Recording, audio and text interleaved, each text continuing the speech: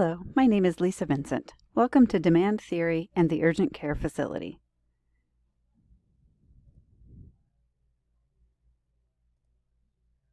Demand for urgent care services is driven by the shift to consumer-centered care seen throughout healthcare.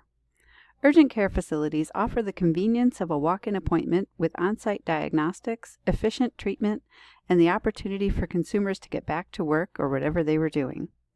Often the only other walk-in care available is the emergency department. Care in the emergency department costs about 10 times the cost of services in the urgent care.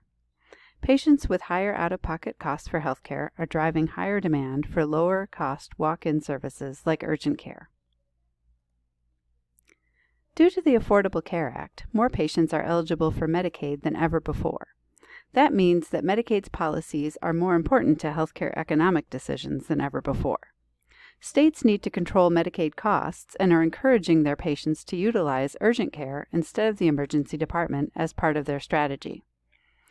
Medicare has increased the quality measures tracked for urgent care in their incentive program. An intervention that controls costs by a factor of 10 will be emphasized in policies for most payers. One challenge to the demand for urgent care services comes from an oversupply of urgent care facilities in the same area. An analysis of the proposed site must show that there is still sufficient demand for urgent care services in the area. There is also a challenge in changing consumer behavior. How will we educate them to choose the correct setting for their care? Consumers often lack sufficient information and knowledge to choose the correct medical intervention for themselves, so an agent can facilitate this decision.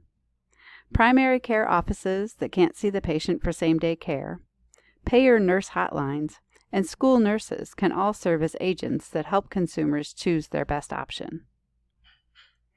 Adding an urgent care to our hospital system has the potential to reduce wait times in our emergency department, potentially increasing demand. Care provided in the urgent care and emergency department settings, top 20 diagnoses, overlap 60%. The addition of an urgent care will also strengthen our position in contract negotiations.